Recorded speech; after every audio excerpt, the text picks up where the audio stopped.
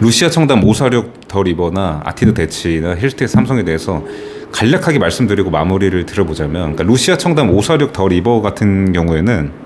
이게 주택 15세대, 오피스텔 11시를 공급하는 이제 하이엔드 주거 상품 분양 사업지인데, 이게 총 29층으로 올라가게 되고 인근에서는 PH129나 에테르노 청담 같은 건물들보다 더 높게 올라가기 때문에 약간 랜드마크 느낌이 날 거다, 이런 식으로 사업 주최 측에서 기획을 한 그런 상품이라고 볼 수 있고, 이게 또 루시아라고 하는 이 디벨로퍼가 약간 젊은 디벨로퍼 느낌이 나는 그런 시행사인데, 여기서 나름 아까 제가 오늘 영상에서 좀 꾸준히 말씀드린 것처럼 이 하이엔드 수요층 중에서도 좀 영앤리치 타겟의 상품을 어떻게 만들면 영앤리치가 좋아할까, 이런 생각을 좀 많이 하는 것 같고, 그런 것들을 좀 그 다른 디벨로퍼들에 비해서 좀 잘한다고 보이는 그런 시행사이기 때문에 이게 조금 추이가 주목되는 단지이면서도, 그러니까 지금까지는 어떤 느낌이냐면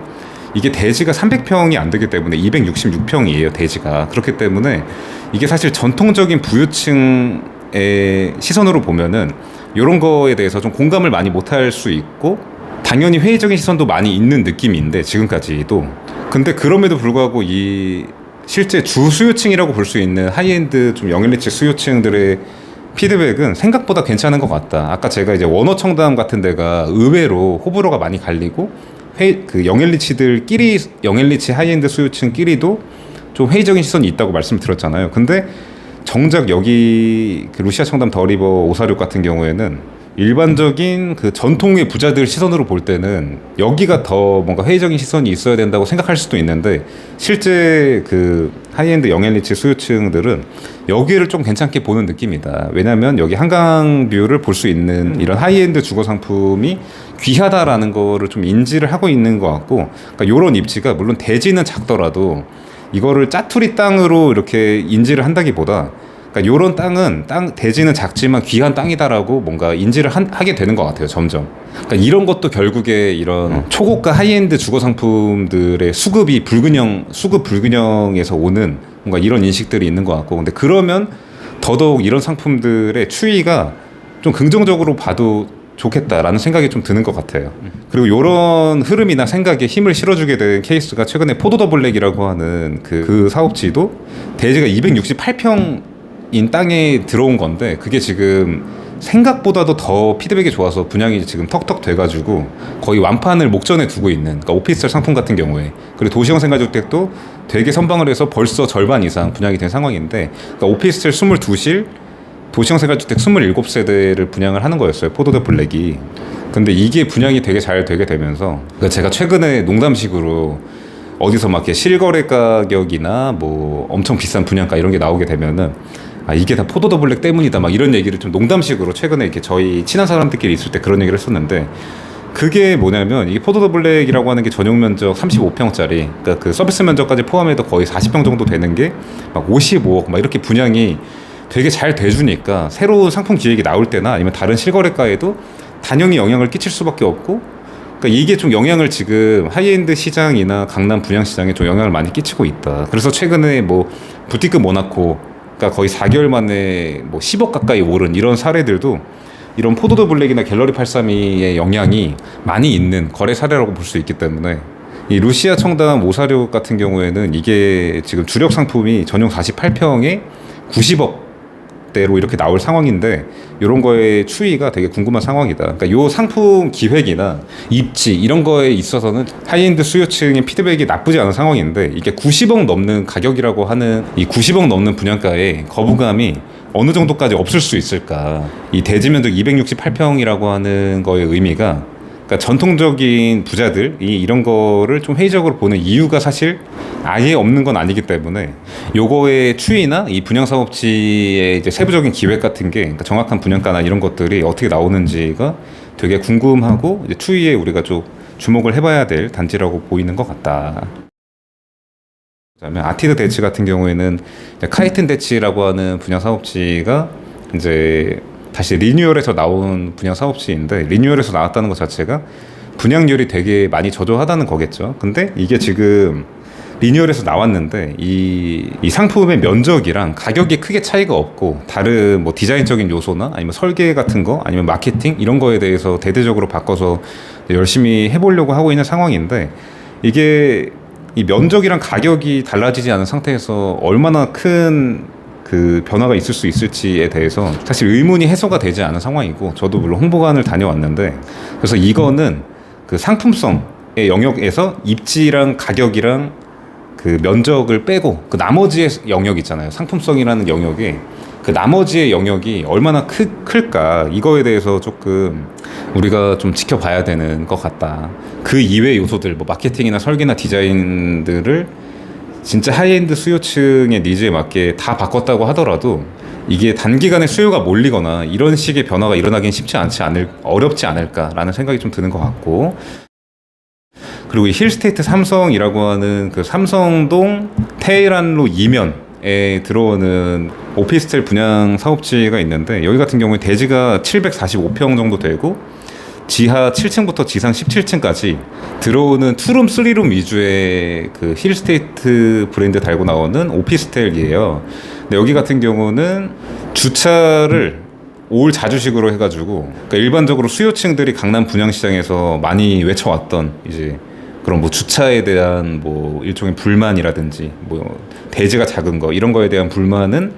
오히려 이제 그런 거는 없는 분양 사업지라고 볼 수 있는데 이게 하이엔드 오피스텔을 지향하는 그러니까 하이엔드 수요층을 타겟으로 한 상품은 아니고 그냥 일반 주거 대체형 오피스텔에 가까운 느낌인데 가격은 거의 하이엔드 오피스텔에 근접한 가격으로 나오게 돼서 이게 삼성동 대로변이면 그거에 우리가 조금 인정을 할 법도 한데 또 이면이면서도 가격은 평당 1억이 넘을 것 같고 전용평당 이런 상황이기 때문에 이게 주력 상품이 50제곱이랑 80제곱 뭐 이런 상황이라 그러니까 예를 들면 50제곱 같은 경우에는 뭐 15평, 16평 뭐 이런 느낌이니까 뭐 10억 후반, 중후반 막 이런 느낌인 거죠. 뭐 16억, 뭐 18억 이런 느낌일 거고 80제곱, 뭐 84제곱 이런 것들은 거의 20억 후반을 바라본다는 얘기라 여기서 오는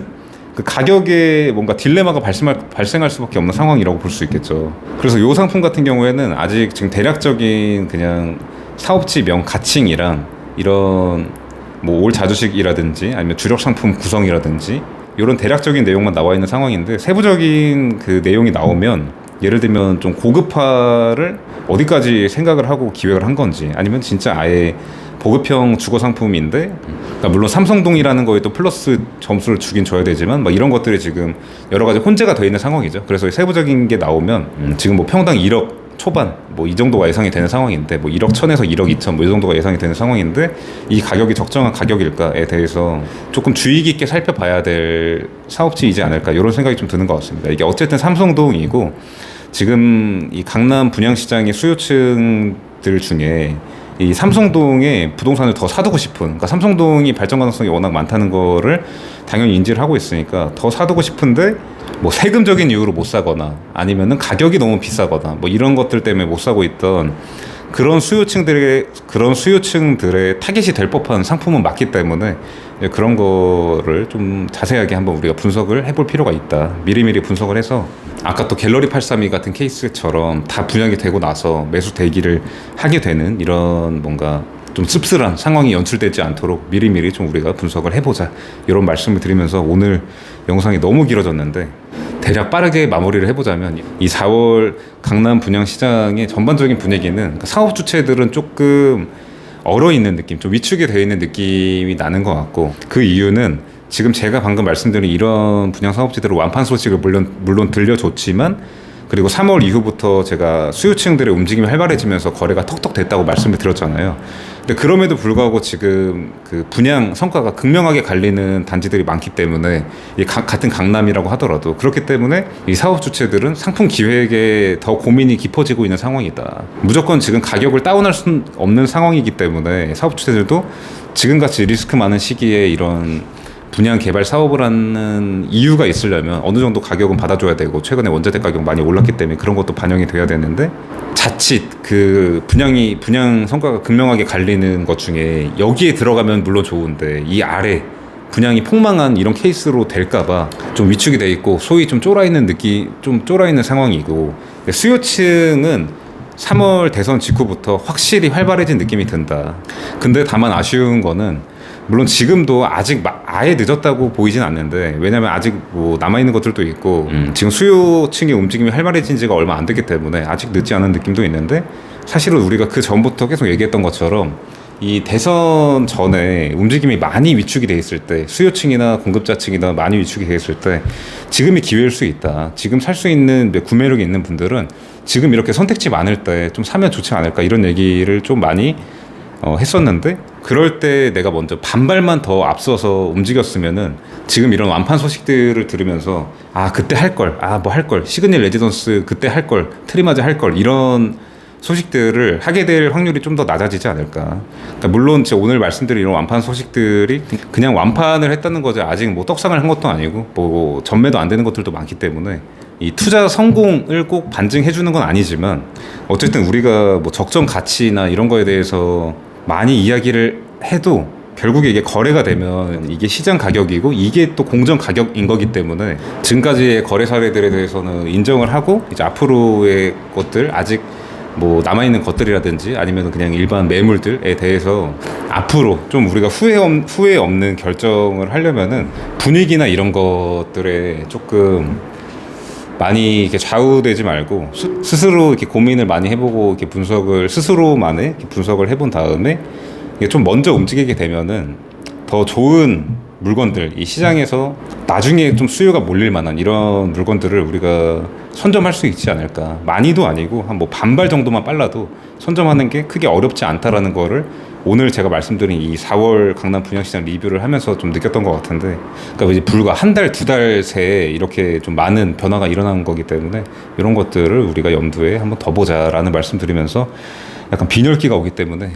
오늘 사실 드리고 싶은 말씀은 더 많지만 한번 빠르게 마무리를 해보도록 하겠습니다. 다음 영상에서도 이런 시장 돌아가는 이야기나 뭐 아까 오늘 제가 언급드린 이제 5월에 나올 것들, 뭐 이런 것들에 대해서 리뷰, 뭐 분석 해보는 영상 올려드릴 수 있도록 하겠습니다. 긴 영상 보시느라 수고 많으셨고 앞으로도 좋은 영상 꾸준히 올릴 수 있도록 노력하겠습니다. 감사합니다.